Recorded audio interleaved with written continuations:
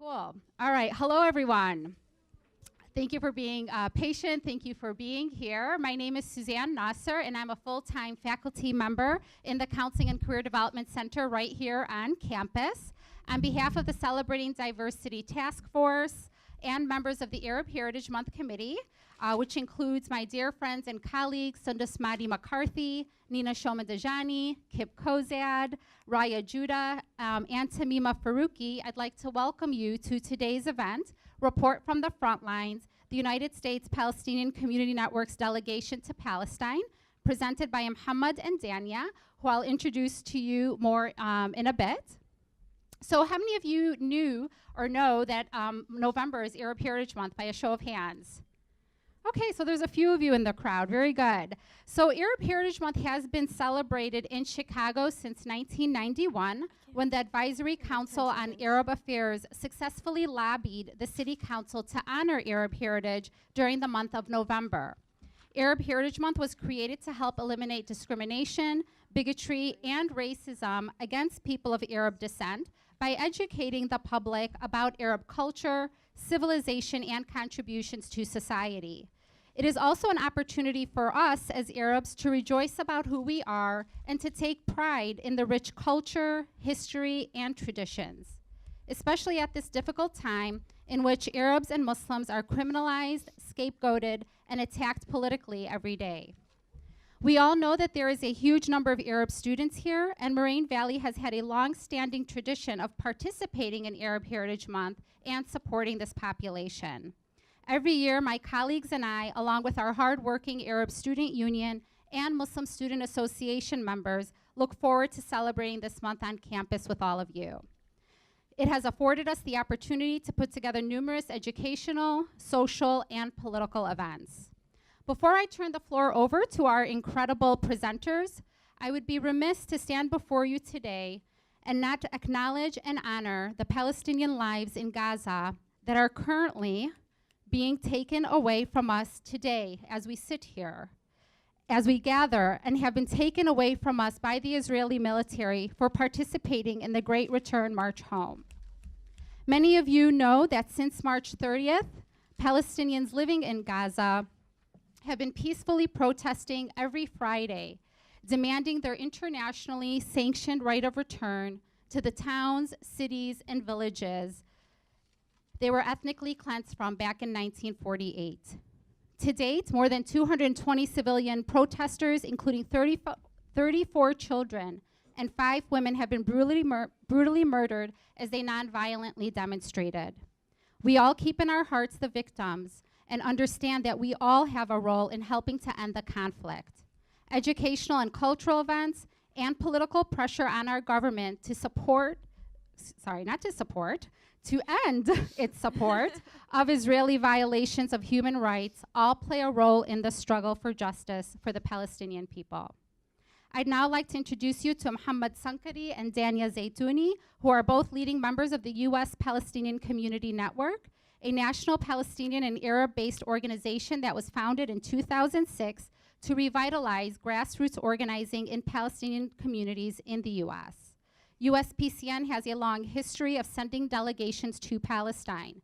Between 2000 and 2010, along with its precursor organizations, it sent almost 100 people, Arab American and solidarity activists, organizers, students, nurses, and lawyers on educational trips to Palestine. Dania and Muhammad were on the most recent delegation to Palestine this summer, and they are here today to share their journey with us. Thank you. Thank you. I guess we'd like to start first, of course. I can't do this. We'd like to start by thank you to Suzanne for inviting us, and to Moraine Valley Community College, of course, for hosting us. We're very excited to be here and to talk about our trip that we took. I don't know if this is on or not. I apologize if it's not. Okay, cool. To talk about our trip over this past summer. Just real quick tech question. Is there like a clicker? Clicker. Is there a clicker? I can just do this too. I got long arms.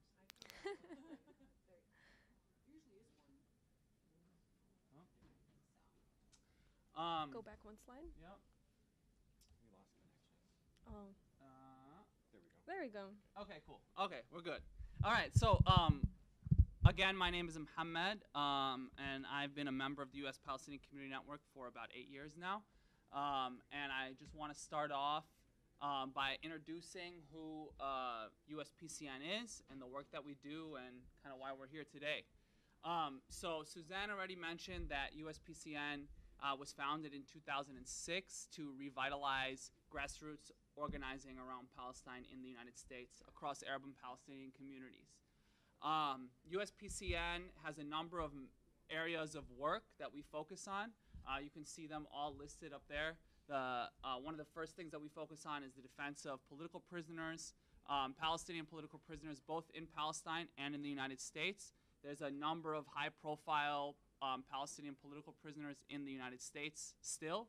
And maybe most famously in the local area was the case of Rasmiya Oda, who is a mentor, colleague of ours, who was deported last year, 2 years ago? I don't even remember anymore. Last year.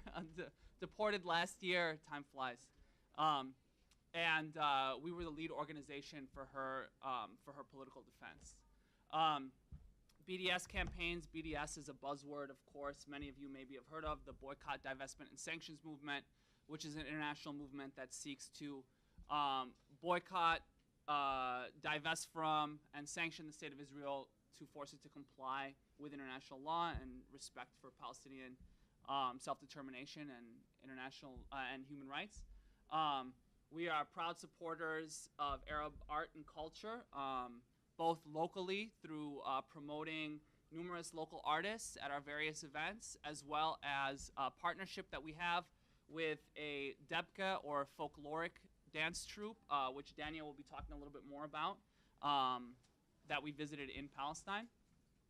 Political education, like we're seeing today, or like we're doing today. And probably most importantly to our work is working in coalition with other oppressed nationalities and oppressed communities. And so USPCN, we have a very strict line in upholding self-determination for the Palestinian struggle, but not only that, we have a very strict line of upholding the liberation of all oppressed people, including those who are oppressed in the United States, the Black Liberation Movement, the Chicano Liberation Movement, the Native Liberation Movement, and many, many others. We have the picture actually on the bottom of the bottom right there is a delegation of 30 young people under the age of 18 that we took to Ferguson after the murder of Mike Brown, and they went and met with on-the-ground organizers in Ferguson and took part in what was then called Ferguson October, a large demonstration of thousands of people. And we carry that really at the heart of our organization, and understanding that if we believe in liberation and human rights, it cannot only be for our people, and we cannot get free unless all oppressed people get free. So just a two-sentence background on our delegation before we dive right in is we took a number of leading members of USPCN on a delegation to Palestine that lasted a little over 2 weeks. We visited, we're going to use maybe some terms interchangeably, and I want to just explain them all. We visited the West Bank, which is Israeli occupied territory. We also visited what we'll call 1948 Palestine, which is now considered the state of Israel. And those were the two areas that we visited, from all the way in the north of Palestine to all the way in the south, which is the Negev or Negev, across the West Bank, and we ended our delegation in the refugee camps of Jordan, which we'll also talk about a little bit more as well. I'll let Dania introduce herself because I should have done that before I went on that tangent, and then we'll jump right in with talking about what we saw. And the way that our presentation is really structured is about various organizations that we met with, the important work that they're doing, the repression that they face, and what does their fight back in that face of that repression look like. So I'll let Dania introduce herself, of course. Thank you. Hi, I'm Dania. I'm also a member of US Palestinian Community Network in our Chicago chapter. And I also went on this delegation that we're going to be talking about. That's it. That's who I am. All right, and as soon as we get our beautiful slides back, it's all good. Shouldn't say that on live. Shouldn't sing. Well, in the meantime, actually, because there's really only like 2 photos on the next slide, so most of it is going to be us talking anyway. So the first kind of area of work that we wanted to talk about that we saw was work around political prisoners in Palestine. And so we visited a number of legal organizations, human rights organizations that focus on prisoners issues in Palestine. First and foremost is an organization called Damir, which is the foremost political prisoners legal representation and advocacy organization. And so I just wanted to start by talking about kind of the state of political prisoners in Palestine. So as of right now, there are over 6,000 Palestinian political prisoners in Israeli jails. 304 of them are minors under the age of 18.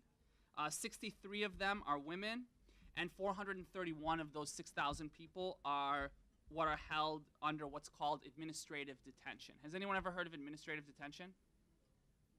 All right, cool, good. So you'll be learning at least one thing from us today. So administrative detention is a policy that the Israelis use in which someone can be held in prison for 6 months at a time and then extended indefinitely without any formal charges and without any evidence being presented against them.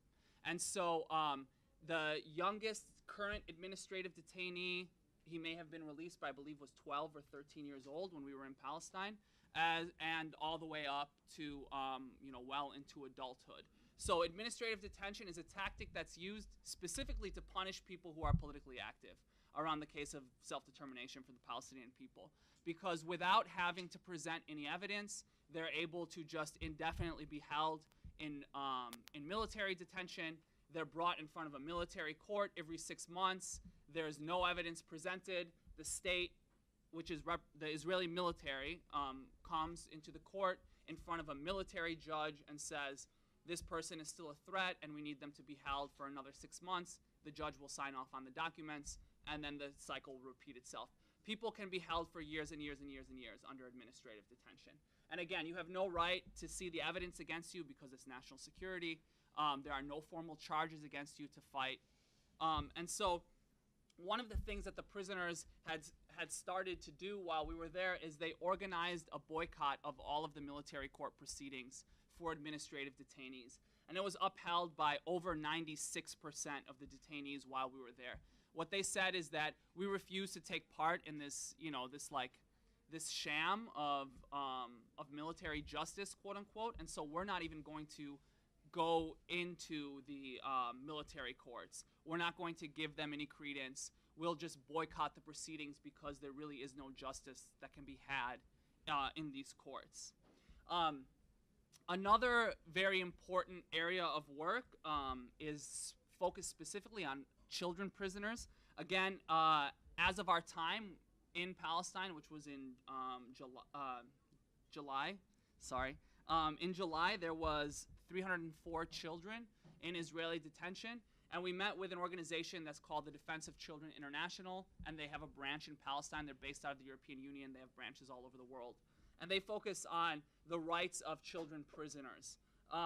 And what we found out was really the systemic and massive mistreatment of minors in the lead up to and during the process of being incarcerated. And so things like things that were routine are night raids, minors being torn away from their families in the middle of the night, taken to be interrogated in military holding areas. They will then not be given access to an attorney. They will not be able to talk to their families, and they'll be put through hours and hours of an interrogation process. There's been a number of high-profile young people who, within the last year, have been have reached international acclaim that went through this. One of them's name is Ahmed Manasra, and he very famously was put through an interrogation, a very rough interrogation that was caught on camera, in which, it's a young child in front of a soldier, and he just kept saying over and over in Arabic, I don't know, I don't remember, I don't know, I don't remember, and he was in tears as they were berating him. Another very famous case was Ahed Tamimi, who was a young girl from Nabi Saleh, who was arrested by soldiers after a confrontation in which they raided their village, and she slapped one of the soldiers.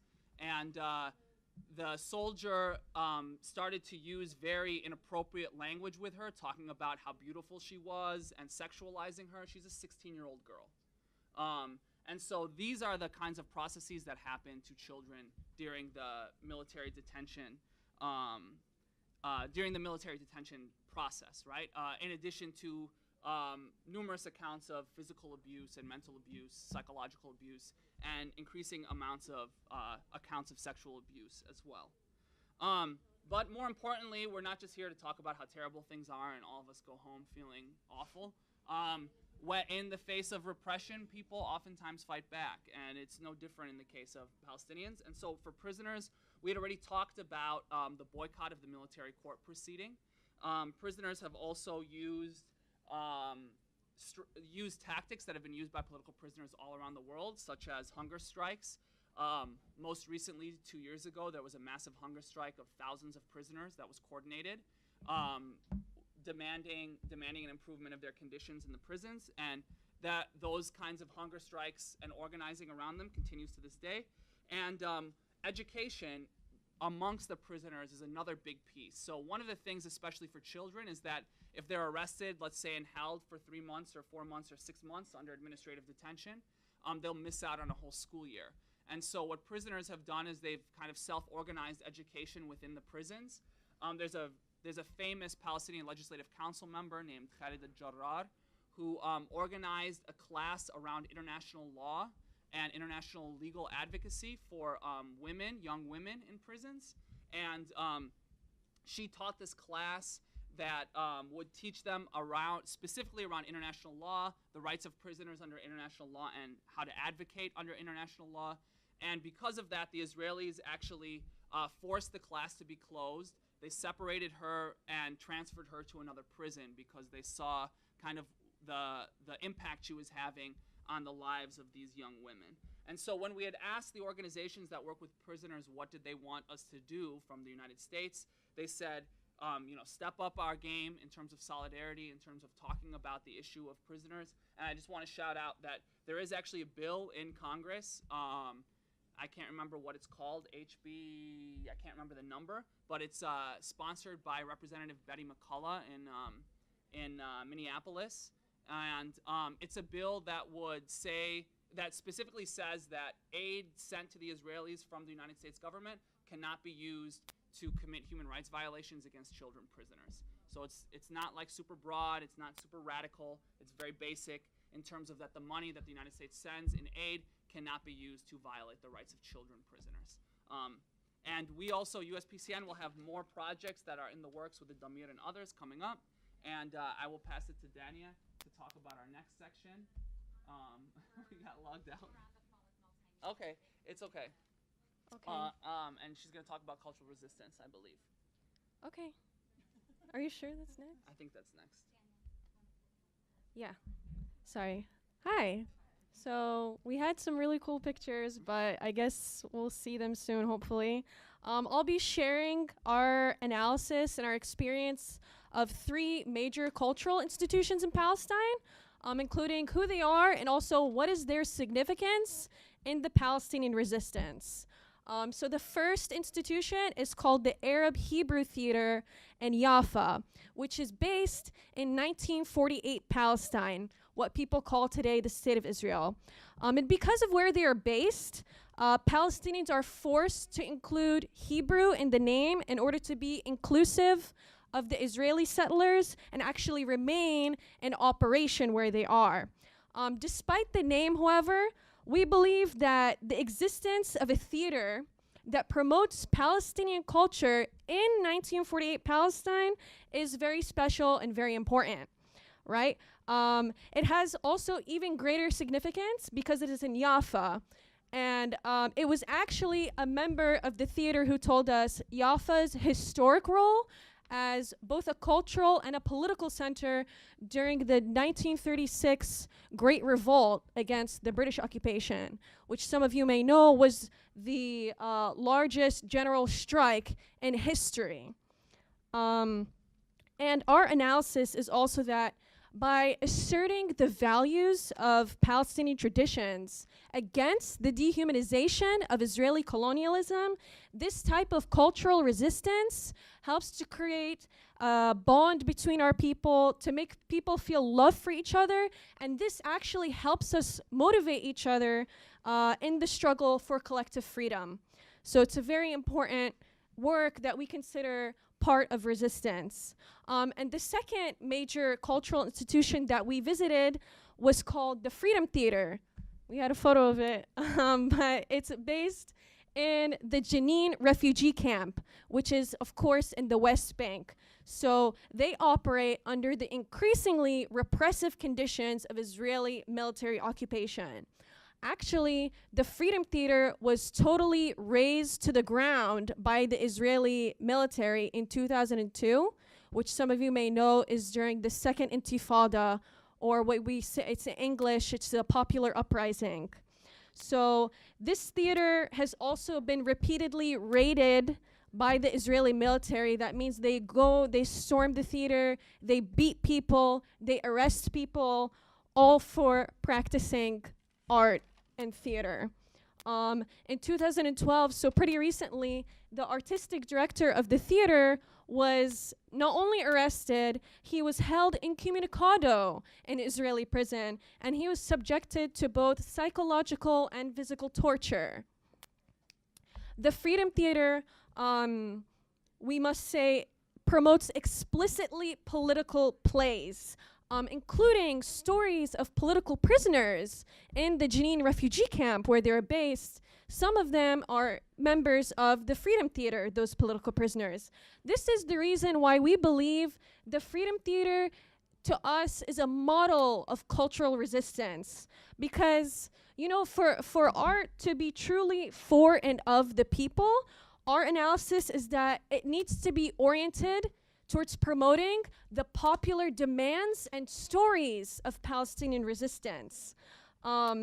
This way, cultural work becomes integrated with the overall struggle for liberation, and not, in the words of the Freedom Theater, a substitute or a replacement for other forms of resistance. Because, in my opinion, it's impossible to even talk about preserving culture or preserving identity without talking about how do we confront the conditions that threaten our culture and threaten our identity in the first place. So one of their productions that I just want to uplift, that they perform as a theater, is called Our Sign is the Stone. And Our Sign is the Stone is a play based on real testimonies that people from the Freedom Theater gather from a village, and this village is called Nabi Saleh. It's very famous in Palestine. As Muhammad said, Ahad Tamimi is from that village, and it's also famous because in general it's a stronghold of resistance. So the play focuses on a specific boy from Nabi Saleh, and it traces his political development as he organizes his community in an extraordinary campaign against the Israeli occupiers. So each performance in Our Sign is the Stone is also followed by what they call like a playback. And this thing that they do is where audience members get to share their stories about their life and their resistance under Israeli occupation. So that kind of gives you an idea of how they use art to also organize their community. And the third and the last cultural institution that I want to focus on is, of course, our close friends and our partner organization, the Wishah Debka Troop. And the Wishah Debka Troop is based in a city called Ramallah and the West Bank. And Wishah was founded by our friend Muhammad Atta. And Muhammad Atta is one of the most prominent choreographers and cultural icons in Palestine. Muhammad Atta was the original co-founder of Al-Fanoon Debka Troop, which some of you may know is the oldest and the most prominent Debka Troop out of Palestine historically. When we met with Muhammad Atta, he said that he created Wishah after Al-Fanoon in order to preserve and to practice the traditional, strictly folkloric style of dance, because like nowadays, people do debke, but they add like a contemporary twist. So this is how he's saying we need to preserve this traditional style of dance. They also use like their cultural work in a very similar way to the Freedom Theater, in that their dance productions aim to popularize and to express the story of Palestinian resistance. So from the steadfastness of political prisoners to the joy of community celebrations, that is what they highlight in their dance productions. And even though Wishah is based in a big city like Ramallah, right? They always travel to the villages and the people that don't have money to cross military occupation barriers. So we find that very important that this organization does that. Like when they perform in areas that don't have access to professional sound or professional lighting, they literally take their own stage and they build it in an open area. They also explicitly do outreach programs in various refugee camps. Of course, the dancers of Wishah are also organizers in other fronts of struggle, and some of them, of course, face repression for the work that they do. But something that they said that I just want to highlight is that they said even to be imprisoned in Israeli jail would not stop them. And they even said they would continue to write choreography and to dance in the Israeli prisons if that happens to them. So we just, you know, this is why we think this is such an important organization and why we partner with them. And actually, we're going to be co-sponsoring a tour, another tour of Wishah in the United States in multiple cities. It will hopefully be sometime in the spring. So by staying connected with us, this is a way, of course, you can support their amazing work that deserves to be supported. Yeah, so another kind of front of struggle that we witnessed and that we want to talk about. All right, round of applause for the tech guys. Yay! All right. Wait, can we just show the pictures really quick? No? So this is Aldamir's office that we already talked about. This is in their office, a wall of photos of political prisoners that when you walk in, you see the faces of repression. And that is a banner that came from Chicago that this is one thing that we do. We sent it to Palestine. It was a letter to the Palestinian prisoners, and they kept it in their office so that their clients can see that they have support in Chicago. And this is the front of the Freedom Theater that I just mentioned. It's a mural. Right when you walk in to the Freedom Theater, you see this beautiful mural that symbolizes cultural resistance. And, you know, it's to inspire people and to give people this sense of community. And this is the office of Wishah's Debka Troop that we visited in Ramallah. These are photos we took, but the photo on the right is just a photo of them at a performance, so you can kind of see like what it looks like when they're in action. So yeah. All right, cool. So the next kind of sector of work that we want to talk about is health and environmental work. Health and environmental work. So the first organization that I want to talk about is one that's called the Health Workers Committee, and I just lost my place. The Health Workers Committee. So the Health Workers Committee was a really amazing organization that really flips the idea of how to provide health services on its head in a condition, in the conditions that they live in. So first and foremost, one of the most important areas of their work is women's health services. So the Health Workers Committee opened up the first ever breast cancer center in Palestine called the Dunya Center. And while we were there, they talked about how breast cancer is the #1 cancer killer for women in Palestine. And the main reason why it is a killer for women in Palestine is because of lack of access to health resources and the inability for early detection as a result of that. And so the cancer develops very, very, very aggressively and in a late stage by the time women find that they have it, and it leads to a high mortality rate.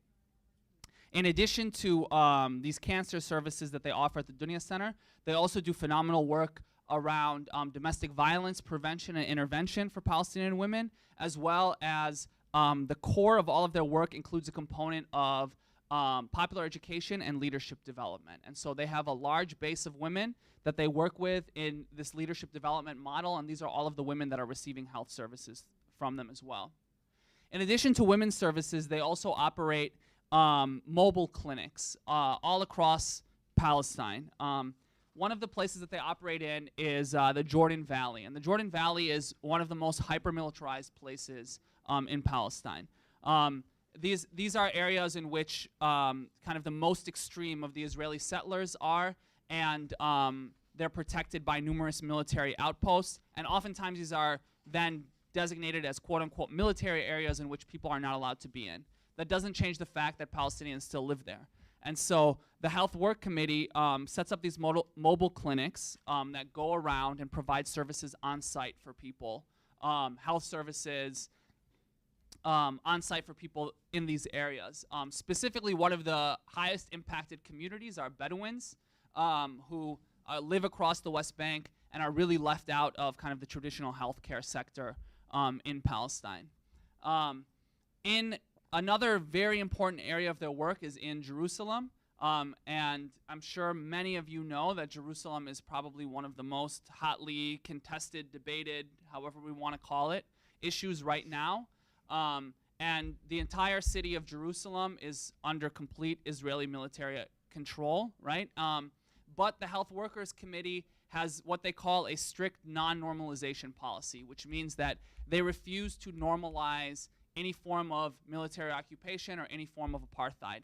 And so they actually refuse to get any kind of permits from the Israeli authorities to enter and leave Jerusalem. Just as a side note, there's over 101 different kind of permits that control Palestinians' movement from the state of Israel. So very famously in South Africa, they had a permit regime that restricted how South Africans would be able to move around. Similarly, the state of Israel has 101 different types of permits that restrict Palestinians' movements. So the Health Workers Committee refuses to engage in the permit system, and they just drive their ambulances through the checkpoints. And so what that means is oftentimes their workers are put in danger. It can be the danger of arrest or worse. And all of their workers know this and take it upon themselves to make that commitment of, I have a person in my ambulance that needs to get health services, and regardless of the military regime, I'm not going to ask for permission. I'm going to force them to allow this person to get help. It's not like they hit the gas and don't stop, but they drive up to the checkpoint without permits and say, I have a person in this ambulance that is going to this hospital, you know, غصب عنكم, essentially, as we say in Arabic. What that means is then, of course, they face a very high level of repression. So this can be arrest and detention of all of their staff members, as well as a repression of their center and organization. So they have a famous, they have a famous youth center inside of Jerusalem that was called the Nidal Youth Center, and it was actually closed 4 years ago by order of the Israeli military because of the work that the Health Workers Committee was doing. In addition to the important work of the Health Workers Committee, we also got to meet two very, very, very amazing institutions called Arij and the Besma Center. So Arij is the Applied Research Institute of Jerusalem, and they have a very, again, unique perspective. What they called it is they understand an organic relationship between the environment and what's it called? Urban planning and occupation. And so what they do is they look at the environmental impacts of the occupation and create alternatives to it. One of the large things that they do is working on water and water resources. Across the world, there's a crisis of water access, and Palestine is no different. The difference in Palestine is that all of the water resources, whether it's in the state of Israel or in the West Bank under military occupation, are controlled by the Israeli authorities. Palestinians are not allowed to dig wells even on their own land because all of the water table is owned by the Israeli authorities. So what Arij does is there are hundreds of old Roman wells across Palestine from the era of the Romans. And they go and refurbish these Roman wells to allow people to be able to get water from them again and survive off of it. The United Nations actually has a system of these water tankers. Anyone who's ever been to the Arab world, and specifically Palestine, have probably seen these big black plastic containers that are put on the top of buildings and bake in the sun all day. And so there's no cold water from them. On the flip side, wells, well water is very cold. It's refreshing as opposed to like 200-degree water coming out of the tankers. And so what they do is they encourage people to be able to create these kind and refurbish these kinds of resources for access to water. Another big piece of water access, of course, is what you do with wastewater. And so they build these amazing wastewater reclamation facilities, essentially, that can be run by Palestinians who live in these villages.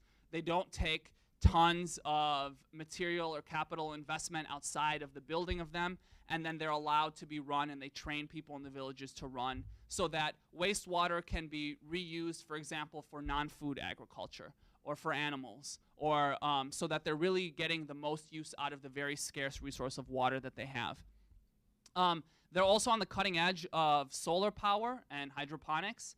So they build mobile solar panels that people can use in their villages. And the reason why they're mobile is because the Israeli military will destroy them. And so they put them on wheels so that if there is a raid, people can wheel the solar panels around and move them, especially for Bedouins who are semi-nomadic, which we'll talk about a little bit more. They'll be able to take solar panels with them. And then hydroponics they have this project in which they create these hydroponic farms for other organizations so that they have better use of the resources and can create or grow more food with less water and soil resources. And this actually leads me to the next organization on there, the Arab Women's Union and Al Basma Center. So the Arab Women's Union is in Bet Sahur, which is a village right outside of Bethlehem. And they host a center called the Al Basma Center. And Al Basma Center is a center for adults with disabilities, primarily developmental disabilities. And they do very important work about, with adults with developmental disabilities, providing them with life skills, providing them with job skills that actually comes out of this hydroponic farm that they have on their land that was built with help from ARIJ, the Applied Research Institute. And so adults with developmental disabilities grow and harvest crops and prepare food from these crops and sell it to the local villagers. And what they talked about is instead of people getting fast food, what people can do is when they get off of work, they call the Al Basma Center and say, "What have you all cooked today?" And they'll say, you know, whatever, mluchiyeh. And so you can place an order. You can pick it up after work. And what you do is you go and pick up your food that's all prepared for you, and you can feed your family a healthy meal while still working. That provides a healthy alternative to fast food, and it actually is providing jobs for adults with developmental disabilities and jobs for women that are working at the Arab Women's Union. The Arab Women's Union, just on a side note, also has a guest house, so it was essentially like a hostel that we stayed in, which had the most amazing staff people who were the most caring people that we probably came across in Palestine, and really treated us like we were their own children. So you know, all of these, really the moral of all of this for us was, even under the very harsh reality of occupation and apartheid, all of these creative alternatives that are being brought up by these different Palestinian organizations as a way to meet both health and environmental needs, so that they're planning not only of you know, how do we resist politically, but how do we sustain ourselves in the long term, and how do we sustain our land for you know, the next phase of what happens next. So that's health and environment. So the last major front of struggle that we're going to be reporting on in the Palestinian resistance is against Israeli land theft and settler expansion. This photo is obviously in Beit Lahem. It's the apartheid wall. And the other photo is actually a really cool poem that we saw about Jerusalem that I liked. And it says, "No garments on me except Jerusalem and the olive tree of Al-Aqsa and the bell of the holy tomb. So transparent, so faint like a cloud. I am ceremonial, shrouded like a martyr, and like a gorilla coming from a distant wound." So I'll start by focusing on Jerusalem, where we actually witnessed some of the most ugly and intense faces of Israeli land theft and settler expansion. So we witnessed firsthand how the apartheid wall is built on Palestinian land. So it not only cuts through their land, it also divides Palestinian properties in half. And it is being used in Jerusalem specifically to rezone the city so that there's less Palestinians inside of Jerusalem and more illegal Jewish-only settlements inside. So the construction of these illegal Jewish-only settlements in Jerusalem in particular and in Palestine as a whole is very strategic. Why do I say that? Because the way the settlements are built is that they're built on the edge of a Palestinian village in order to encircle them and to isolate them, or they're built in the middle of a village, literally to separate and to fragment the village. So the policy and the strategy, really, of settlement expansion is very strategic because this makes a contiguous Palestinian state impossible. So some people, they ask us, like, what excuses do the Israelis use to steal the land in the first place? Besides the whole Zionism, God gave it to us, whatever crap. The answer is that, Israel has actual policies and laws designed to legalize the confiscation of Palestinian land and Palestinian property. So in many areas, the Israel Land and Parks Authority will designate land and property as a green area or as a national park. So this gives the Israelis the authority to not only prohibit residential construction, like, oh, you can't live there because this is a park, but also they'll just demolish any homes that are already there to make it a green area. And this means that the park, obviously, what Palestinians going to want to go to a park that was built on top of their ethnically cleansed home? It's mostly illegal settlers that hang out in these weird parks. So Israel also, they attempt to control the demographics of Jerusalem in another very important way, and this is through the ID system. So some of you may know there's 3 types of IDs that a Palestinian can have. Number 1, if you live in the West Bank. Number 2, if you live in Gaza. And number 3, special ID just for Jerusalem. So it is Israel who decides who's a Jerusalemite, who's a West Banker, and who is a Gazan. And Palestinians in Jerusalem, you can have your ID revoked if you're unable to prove what the Israelis call, very ambiguously, your center of life. So what does that mean? If a Palestinian from Jerusalem, for example, if you decide, I want to get married to someone who lives in the West Bank, now your center of life isn't there. You need to apply for a very long process of family unification that needs to be improved by the Israeli Minister of Interior. And very conveniently, Israel froze this process. Nobody can do this anymore after 2002. So what has happened, there are thousands of Palestinians who live illegally in Jerusalem, their own land. And if you live illegally in a place, obviously, what does that mean? You can be deported away from Jerusalem, your home, your family, away to the West Bank. And also, if you're living illegally, it means you don't get any social benefits, even though you are paying taxes. So, meanwhile, keeping this in mind, there is also, on top of it, constant harassment by Israeli police, especially against Palestinian youth in Jerusalem. This also intensifies the pressure on them to leave. the largest number of arrests of Palestinian children in Palestine occurs in Jerusalem.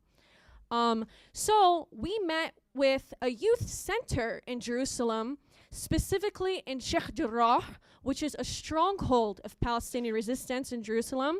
And they were formed to address the needs of those imprisoned Palestinian youth. And this is called Al-Bustan Association. What they offer to the youth, they provide free legal awareness, free social support groups for the families of people that are directly impacted. And Al-Bustan Association was also formed initially out of the need to mobilize against the immediate threat of demolition for their entire village, what they call the 88 families, which today they continue to resist. And actually, the founder of Al-Bustan, whose name is Dawood, was our local guide in Jerusalem who took us around the old city and otherwise. And he explained all of the policies of land theft, settler expansion, and overall repression in Jerusalem within the context of what's called the Greater Jerusalem Plan. Sounds very fancy. It's a plan that refers to a very specific and special plan the Israelis have just for Jerusalem. So part of this plan is not only the construction of hundreds of illegal settlements in Jerusalem, but actually to rezone Jerusalem so that all of the settlements in Jerusalem are linked to all of the settlements in the West Bank. Some of you may be familiar with a village that was demolished or targeted for demolition recently called Khan al-Ahmar, which is in the West Bank. So they want to build a settlement on top of it. And this was part of the Greater Jerusalem Plan. It's not in Jerusalem, but they want to connect the settlement to Jerusalem so that way this will advance their land theft. And of course, Al-Bustan is resisting this plan through their political tours of Jerusalem, like the one we took, by showing people, and especially the youth, who does Jerusalem belong to. Dawood and his family have lived in Jerusalem for over 200 years, he told us. 200 years, his lineage can be traced in Jerusalem. So this is long before the idea of Zionism was even a twinkle in the eye of Theodore Herzl, and this 200 years is long before the state of Israel was even created. And of course, lastly, the community in Jerusalem that undeniably represents resistance towards all of the Israeli colonial schemes and scams is the Afro-Palestinian community. So we visited the Afro-Palestinian corridor of the Old City in our tour, and over 50 families reside in this corridor, and they're African descendant Palestinian whose ancestors came to Jerusalem initially either as religious pilgrims, or they migrated from East Africa in order to fight alongside the Palestinian Arab fighters in 1948 during what we call the Negev, or the ethnic cleansing of Palestine, against the Zionist gangs who carried out genocide and terrorism to establish their Jewish-only state. So it is really important for us to mention the Afro-Palestinian community, because not only does their resistance date back to literally before the state of Israel was created, but they confront the daily brutality of occupation not only as Palestinian Arabs, but also as African descendants who confront vicious racism by the Israeli soldiers that we saw firsthand. So not only by soldiers, but also by the settlers in Jerusalem. And we say, so when we talk about who does Jerusalem belong to, we always need to uplift the Afro-Palestinian community. And the second area, I think we have a slide for it. Yes? No. Just kidding. We don't have a slide for it, but I'm going to tell you about it. It's called AlKhalil. So the area, AlKhalil, some people also call it Hebron, it's a very similar situation to Jerusalem in that it's one of the highest levels of repression in Palestine, and AlKhalil is in the West Bank, however. And the reason why they face such high repression in AlKhalil is because of the location of the settlements. In AlKhalil, it's the only Palestinian city in the West Bank where the settlements are actually inside of the city. So usually the settlements are in their own area. Here, they're literally inside of the city. So Palestinians living around the settlements, all around it, they're subjected to high levels of violence from the Israeli settlers, the police, and the soldiers who protect the settlers. Something that is very noteworthy is the settlers in AlKhalil it's a stronghold for basically the Jewish extremist movements, including some of you may be familiar with the Kahanists, maybe? Have people heard of the Kahanist movement? No? Okay, so basically, the Kahanists are inspired by the Jewish Defense League, which was formed in the United States. They carried out an assassination of an Arab American in the United States that the US government refused to investigate, even though today they're labeled as a terrorist organization. Basically, the Kahanists use open terrorist tactics to achieve their goals. So they attempted to blow up the Dome of the Rock in Palestine, and they committed a massacre in Masjid al-Ibrahimi, and they murdered 29 Muslim worshippers in one go. So after this massacre in Masjid al-Ibrahimi, it's noteworthy because the Israeli army closed the commercial street, the main commercial street where all the businesses are in AlKhalil. And we call this Shuhada Street or Martyr Street. So an organization in AlKhalil that we met with, where one person who works with them still has a Palestinian shop on this street that today is still open. They're called the Human Rights Defenders, and basically they document all of the repressive acts by the Israeli soldiers and the settlers in order to really raise public awareness and place public pressure on the Israelis. And I think we're going to show a short video. Well, how are we on time? Maybe let's figure that out. What time is it now? Oh. Why don't we skip the video? Okay, we'll skip the video. Basically, in the video, we just wanted to show you the street itself. People call it like a ghost town because obviously they closed many of the shops. But the person we met with, named Abu Muhammad, he's remained open even though the Israelis have literally tried everything they can to get him to leave his home and to leave his shop in the street. They've done things from bribery, arrest, and even physically attacking his shop. So recently, there's this Israeli politician named Baruch Marzel who he organized a gang of 20 settlers to smash all of the items in his shop, and they recorded it for his campaign video. So it's like, vote for Baruch, smashing the items and like beating him up, and then it's like, yay, vote for me. And it's like really messed up that this is like the culture under apartheid. And like in the video, you would see how like the Israeli soldiers really follow and try to intimidate people who are trying to visit, even people like us who aren't residents, because they're so afraid of people hearing the stories of people like Abu Muhammad. And I just want to mention one last thing about AlKhalil is that the people we met with in the organization Human Rights Defenders, prior to our meeting with them, they were attacked in their own home. The man we met with, his wife was beaten, and she was actually beaten so badly that in the middle of our meeting, he got up and had to talk to someone about how his wife needed additional treatment in the hospital because her condition was so severe. He left our meeting and went to go visit his wife in the hospital. So this just goes to show, the people we met with show that despite the repression that they face in AlKhalil, their attachment to each other and to their land is stronger than any Israeli weapon, than any Israeli bulldozer, and certainly any Israeli tank that attempts to destroy them.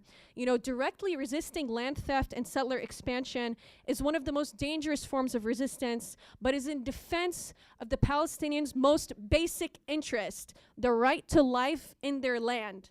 So Palestinians in AlKhalil prove to us that there's no room for compromise on this basic right. Palestinians have the right to their own land.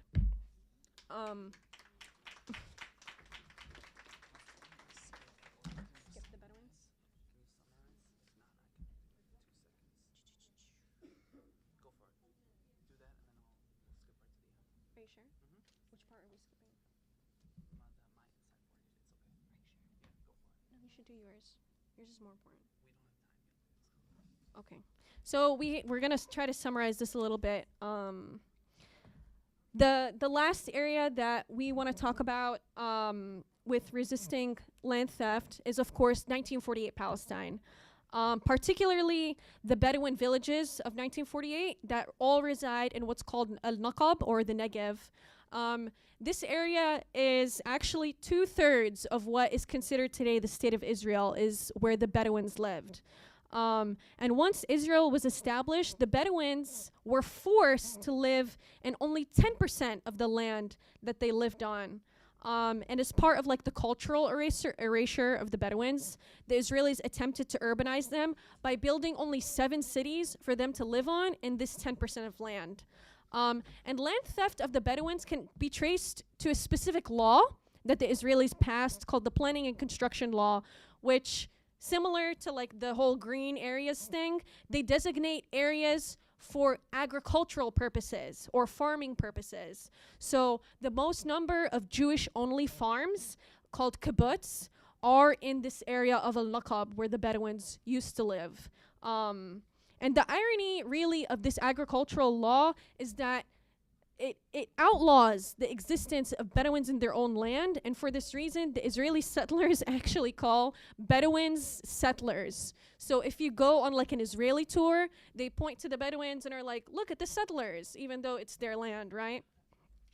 So because the Bedouins are outlawed, if they have a village that remains in the area that they lived, they're unrecognized by the state of Israel, right? So this means, of course, they don't receive any state services despite paying taxes to the state of Israel, and they can be demolished at any moment. So the organization that we met with in Al-Naqab, the Bedouin organization, is called the Negev Coexistence Forum for Civil Equality. And basically, they explained their struggle to be officially recognized by the state of Israel in order to prevent forced displacement, demolition, as well as receive necessary services like water, electricity, and waste management. The Negev Forum also keeps a record of home demolitions, and they list several Bedouin villages that have been demolished over 130 times.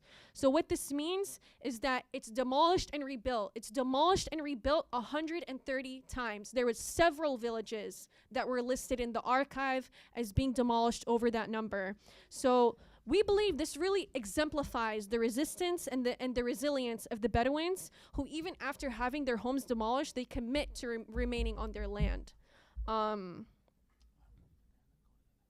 Perfect. All right, so we'll just wrap it up here. And we wanted to end it by talking about the refugee camps and the question of the refugees, for lack of a better way of putting it.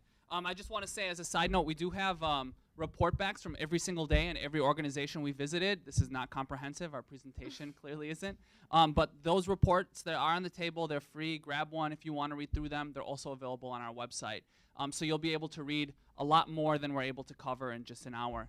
So the last thing that we want to talk about is refugees and refugee camps. So we visited a number of camps. We visited Dheisha, Balata, Askar al-Jadid or New Askar, Jenin, and Aida refugee camp in the West Bank.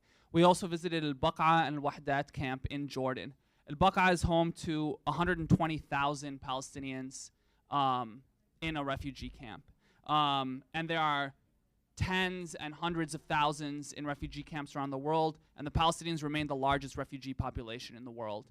And this is the kind of the hardest part to talk about, because what do you talk about a refugee camp? You could talk about how amazing the people are for getting up every single day, committing to educating their children, committing to organizing as much as they can in the camp, and never forgetting about where they come from.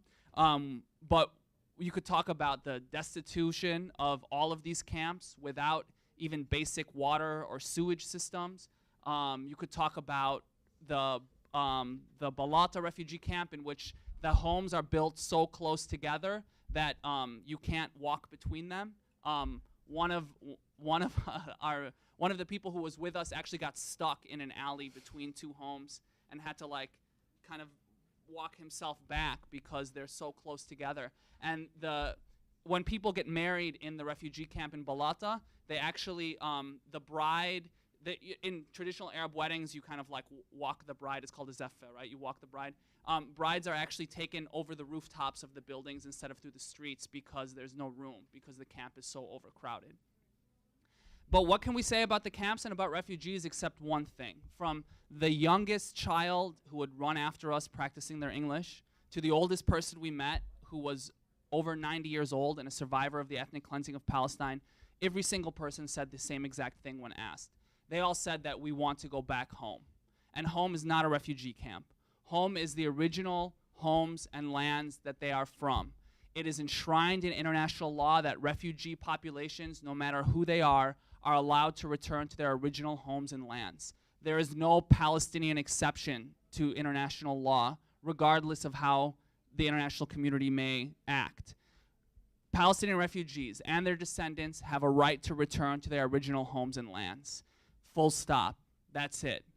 The other thing that we wanted to talk about, we talk about this because at USPCN we organize around what is called a thawabit, the constants of the Palestinian struggle. There are three constants that are never changing: the right of return for Palestinian refugees and their descendants to their original homes and lands, the right for national liberation and self-determination for the Palestinian people, and an end to the Israeli colonization and occupation of all Palestinian and Arab land.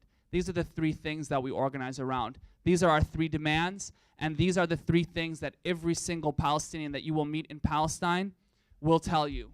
There can be no negotiations about these three things. These are enshrined in international law. They are unchanging now and forever. They are not for the Palestinian Authority to give away. They are not for the Israeli state to give away. And they are certainly not for the American administration to give away in a quote-unquote deal of the century. And so we wanted to end it there on that note. This is the conclusion of our trip: the right of return for all Palestinian refugees to their original homes and lands, national liberation and self-determination for the Palestinian people, and an end to Israeli colonization and occupation of all Palestinian and Arab land. We'll stick around a little bit. Thank you all so much for coming to our talk, and thank you again to Moraine and Suzanne especially. Please remember, you can grab a booklet that has a more comprehensive report on every single day of our tour and a couple of things that we weren't able to cover because of time.